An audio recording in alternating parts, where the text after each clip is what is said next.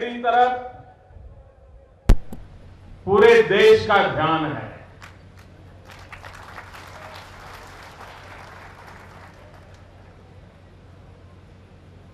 जन्माष्टमी का उत्सव हम सदियों से मनाते हैं, लेकिन शायद ही किसी जन्माष्टमी के उत्सव पर देश की इतनी टीवी चैनल आई होगी। लेकिन आज कोई ऐसा अवसर है कि हिंदुस्तान की सभी टीवी चैनल आज इस द्वारका नगरी में मौजूद है।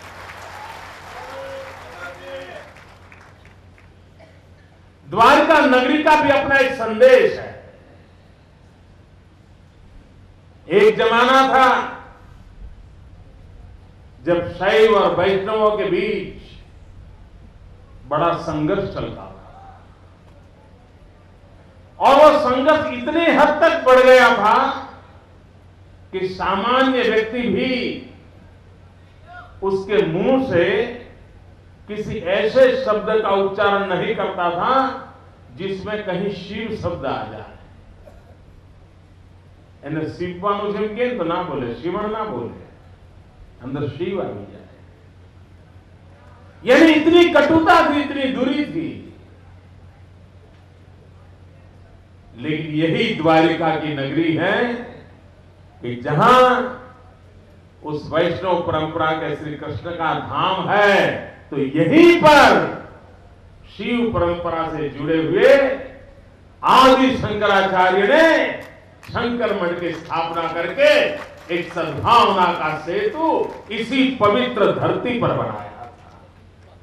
इससे बड़ा सद्भावना का संदेश क्या हो सकता है। यही द्वारिका की धरती है जहां गरीबों के प्रति अमीर से अमीर का व्यक्ति की सद्भावना क्या होती है।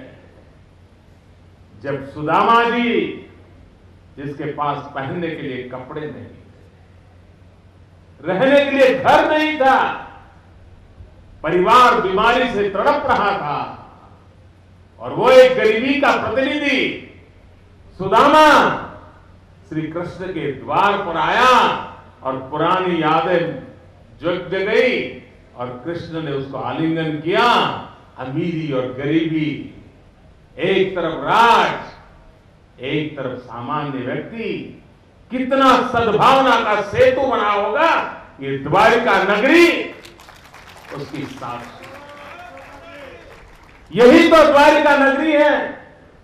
जब देश पर हमलावर आतताई लोग हमला करते थे, यहां की संस्कृति को ध्वस्त करते थे, यहां की संस्कृति परंपरा की रक्षा के लिए गुरु गोविंद सिंह जी ने पंज प्यारे की बात कही। उन्होंने ऐसे पंज प्यारे चाहिए जो अपना सर कटवाने के लिए तैयार हो जाएं, और सिख परंपरा को शुरू किया। भाइयों बहनों, दुनिया में बहुत कम लोगों को मालूम है जो पहले पंच प्यारे थे। जो पहले पंच प्यारे थे उसमें से एक ये द्वारिका नगरी का था, मोहकम सिंह। इसी धरती से आए थे। अब गुरु गोविंद सिंह के साथी बनकर के देश, धर्म और संस्कृति की रक्षा के लिए अपने आप को आहूत कर दिया था। यही तो सद्भावना है कि समाज की शक्ति को बढ़ाना।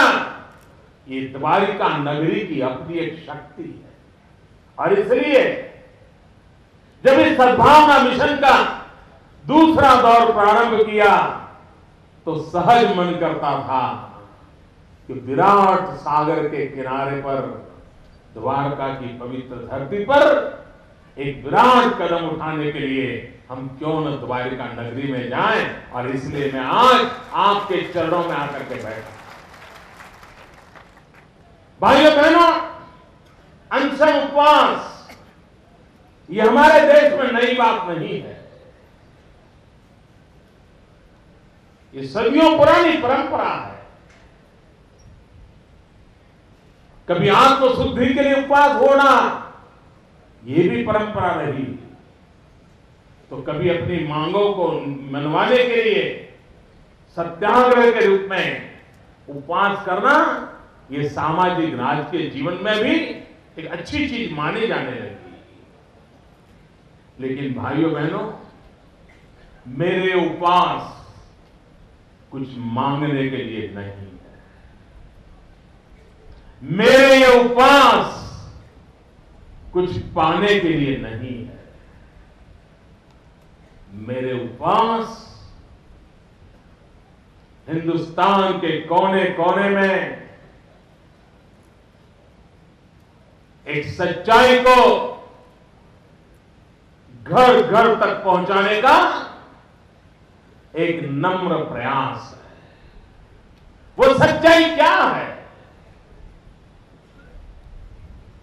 गुजरात को बदनाम करने के लिए, गुजरात को बेइज्जत करने के लिए कोई मौका छोड़ा नहीं गया है।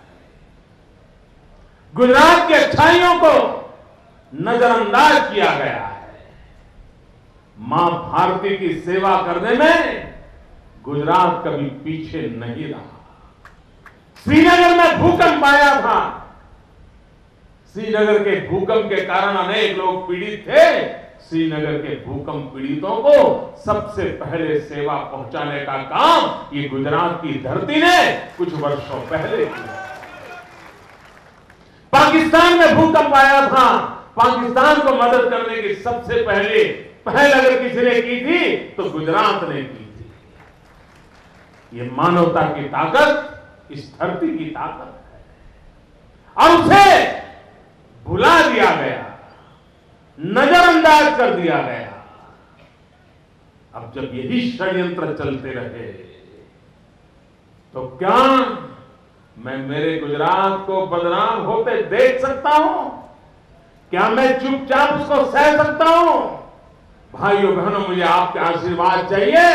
मैं गुजरात की सच्ची बात दुनिया के सामने पहुंचाना चाहता हूं।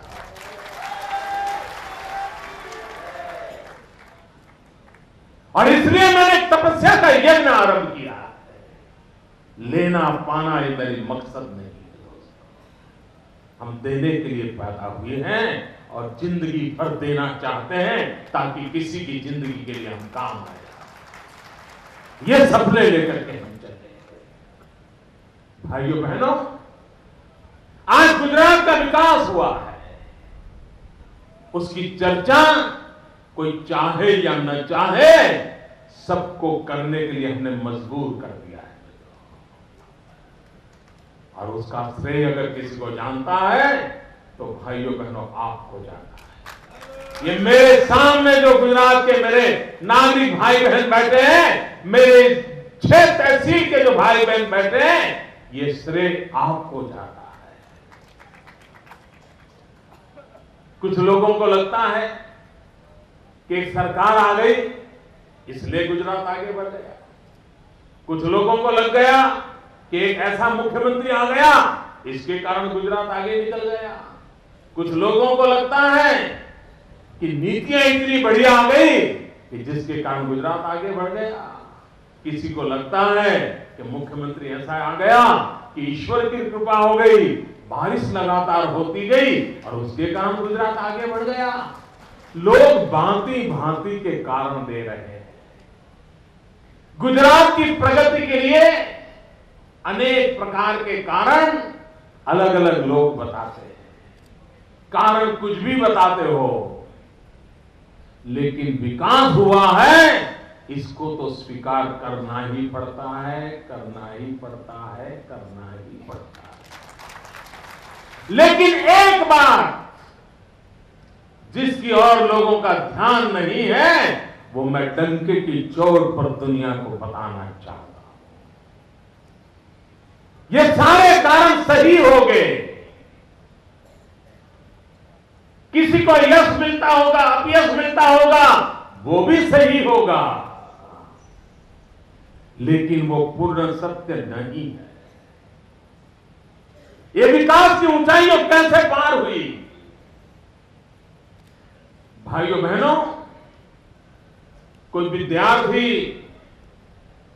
अगर अपनी 10वीं की कक्षा में अच्छे मार्क लाता है तो वो भी सोचता है कि इस साल में मेरी वो कौन सी अच्छी बातें थी जिसके कारण मुझे इतने अच्छे मार्क मिले।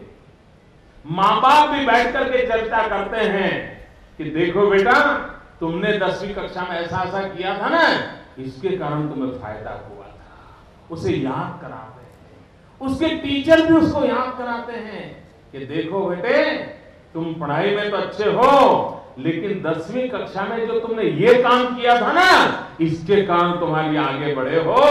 12वीं में भी जब आगे जाओगे, इन चीजों को भूलना मत, यही चीजें हैं जो तुम्हें आगे ले गई। हर कोई याद कराता है। कोई परिवार आर्थिक विकास करता है तो उस परिवार को भी लोग याद कराते हैं, साहब ये विकास हो गया, अब तो अपना उद्योग बहुत हो गया, पहले छोटी दुकान थी, अब इतना बड़ा धंधा हो गया, रुपये कारोबार, गाड़ी आ गई, लेकिन साहब याद है ना 10 साल पहले क्या हुआ था, और उस समय आपने जो किया था ना, उसके कारण ये बढ़ा है, उसको मत भूलना। ये लोग कहते हैं कि नहीं कहते? कहते हैं ना। मित्रों, हम भी याद कराना चाहते हैं कि हमारा जो विकास हुआ है, हमने ये प्रगति की है, उसके मूल में वो कौन सी ताकत है जिसको कुछ लोग देखना नहीं चाहते, सुनना नहीं चाहते, समझना नहीं चाहते। मैं उनको डंके की चोट पर समझाने का निकला हूं, और इसलिए मैंने उपवास का यज्ञ प्रारंभ किया। भाइयों बहनों, मैं पूरे हिंदुस्तान से कहना चाहता हूं, आज जो गुजरात के विकास के लिए पूरे देश के कोने कोने में आप गर्व अनुभव कर रहे हो, चाहे मणिपुर के लोग मुझे मिलते हो, चाहे राजस्थान के लोग मिलते हो, चाहे जम्मू कश्मीर के लोग मिलते हो, चाहे केरल से कन्याकुमारी के लोग मिलते हो, सबके मुंह से एक बात निकलती है, वाह गुजरात क्या शानदार कर रहा है। मैं उन सबको कहना चाहता हूं, मेरे 100 करोड़ से अधिक देशवासियों, 120 करोड़ के मेरे जनता जनार्दन, मैं आपको विश्वास दिलाने आया हूं, मैं आपको कहने आया हूं, गुजरात ने किस कारणों से प्रगति की है, एक बार ये जड़ी बूटी आप भी स्वीकार कर लोगे तो आपके यहां भी विकास की धारा बह रही है। और वो जड़ी बूटी कौन सी है? वो जड़ी बूटी है हमारी एकता की, वो जड़ी बूटी है हमारे बीच की सद्भावना की, वो जड़ी बूटी है एक दूसरे के प्रति आदर और प्रेम का भाव व्यक्त करने की, एक दूसरे के सुख दुख के साथी बनने की, और उसी के कारण आज हम प्रगति कर पाए हैं। भाइयों, अगर हमारे बीच ये एकता न होती, हमारे बीच ये भाईचारा न होता, हमारे बीच सब मिलकर के गुजरात को आगे बढ़ाने का संकल्प न होता, तो हम भी बटे होते, हम भी एक दूसरे के खिलाफ कुछ न कुछ षड्यंत्र करते रहते होते, और बेचारा गरीब आदमी वही का वही रह जाता।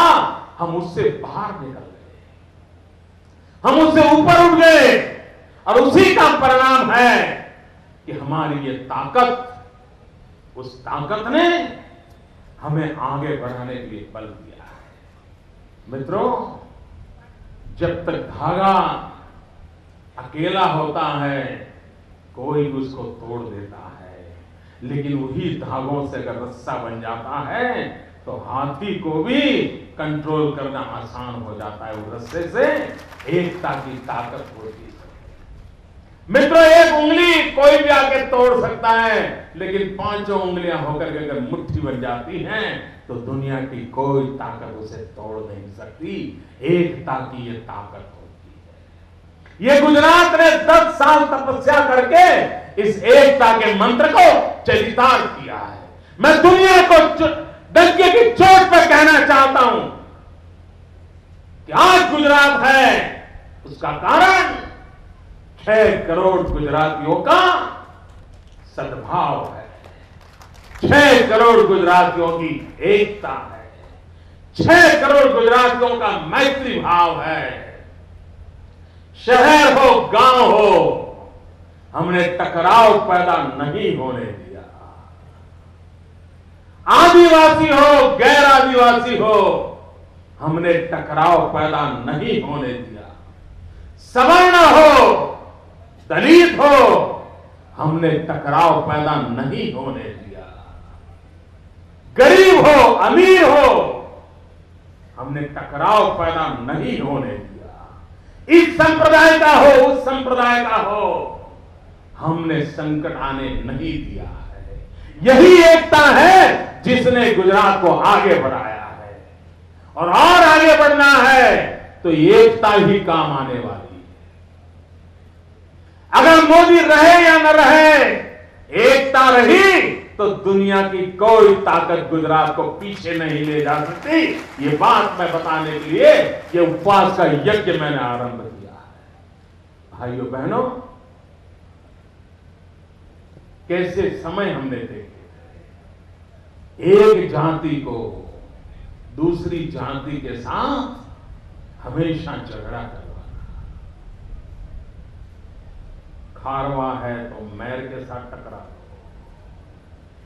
ठाकुर है तो पटेल से लड़वा दो, यही चलता था।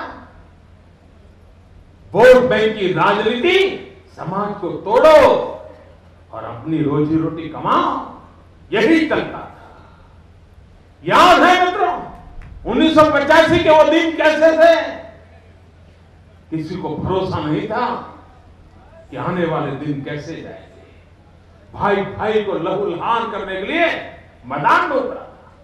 पूरा गुजरात खून से लथपथ था। वो दिन भूलना मत मित्रों, कितनी तबाही कर दी थी। और आज एकता के कारण मित्रों, एक जमाना था गुजरात की ओर में कोई नजर करे तो क्या था, अगर किसी को अहमदाबाद जाना होता था, अगर जामनगर से अहमदाबाद जा रहा तो फोन करके पूछता था कि कहीं कर्फ्यू वर्फ्यू तो नहीं है। पहुंचने के बाद फोन करता था घर पे, तब तो मोबाइल नहीं था, बेचारा एसटीडी पीसीओ पर जाके फोन करता था या पोस्ट ऑफिस में जाके फोन करता था कि मैं अहमदाबाद पहुंच गया। हमारे यहां कर्फ्यू आम बात थी। चाकू मारना, आग लगाना, पतंग में झगड़ा हो जाए तो भी भिड़ जाना, साइकिल टकरा जाए तो भी भिड़ जाना, यही चलता था। कितनी तबाही हुई इन सारी चीजों से। हमने सीखा, गुजरात की जनता ने संकल्प किया कि हम हमारे इस राज्य को तबाह नहीं होने देंगे। ये खेल खेलने वालों को खेल नहीं खेलने देंगे, उनको दरकिनार करेंगे और मिलजुल करके एकता के साथ हम आगे बढ़ेंगे और गुजरात को नई ऊंचाइयों पर ले जाएंगे। ये करके दिखाया। एक जमाना था गुजरात के अंदर बच्चा पैदा होता था तो उसको चाचा बोलना बाद में आता था, मां बोलना बाद में आता था। वो सबसे पहले बोलना सीखता था कर्फ्यू,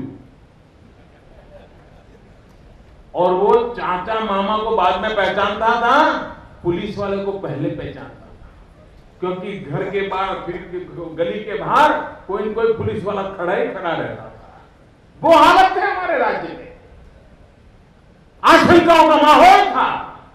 आज जो बच्चा 8 साल का हुआ है उसे पता तक नहीं है कर्फ्यू क्या चीज होती है, कर्फ्यू किस चिड़िया का नाम है उसको मालूम तक नहीं है, पुलिस का लाठीचार्ज क्या होता है उसे पता नहीं है, टीयर गैस सेल किसको कहते हैं वो सारा भूल गए। गुजरात में चला गया सब कुछ। क्यों गया? हमारी एकता के कारण गया। मैं सरकार को क्रेडिट देने के लिए यहां नहीं आया हूं, मैं नरेंद्र मोदी नाम के मुख्यमंत्री को क्रेडिट नहीं देने आया हूं। इसकी क्रेडिट अगर किसी को मिलती है तो गुजरात के 6 करोड़ मेरे भाइयों बहनों को, ये मेरे 6 करोड़ भाइयों बहनों को क्रेडिट मिलती है। और मैं दुनिया को बताना चाहता हूं कि यही रास्ता है, आपको भी वोट बैंक की राजनीति छोड़ करके इसी रास्ते पर चलना पड़ेगा। तब आपके राज्य का विकास होगा, तब आपके नगर का विकास होगा और तब जाकर के पूरे हिंदुस्तान का विकास होगा।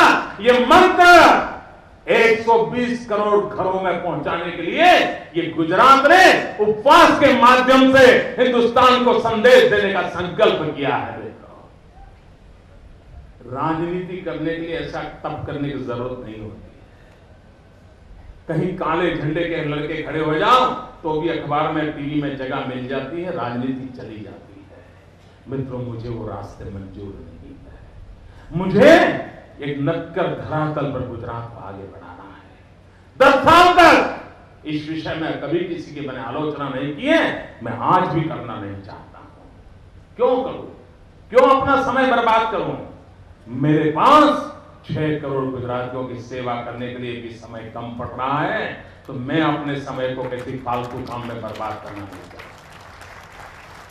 मेरे शरीर का प्रत्येक कण, मेरे समय की प्रत्येक क्षण मेरे 6 करोड़ गुजरातियों को समर्पित है। उन्हीं की भलाई के लिए मेरा दायित्व है और उन्हीं की भलाई के लिए मैंने काम उठाया। और सद्भावना एक ऐसा मंत्र है जो सारी बुराइयों से दूर करके हमें निकाल सकता है। सद्भावना एक ऐसी ज्योति है, किसी भी प्रकार के मनमुटाव वाले जातिवाद को नष्ट करके प्रकाश फैलाने की ताकत रखता है। जातिवाद से मुक्त होना पड़ेगा, संप्रदायवाद से मुक्त होना पड़ेगा, वोट बैंक की राजनीति को दफना देना पड़ेगा।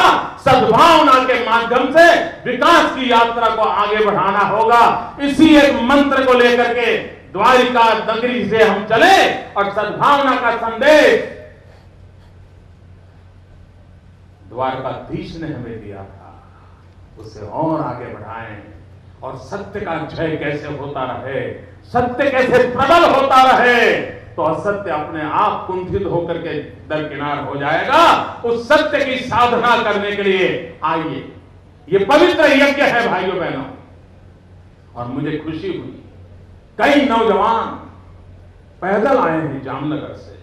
उन सब नौजवानों को मैं बधाई देता हूं, मैं नौजवानों को बधाई देता हूं। कई नौजवान जामनगर से अनेक गांवों में साइकिल यात्रा करते करते करते सद्भावना का संदेश देखते हुए आए हैं।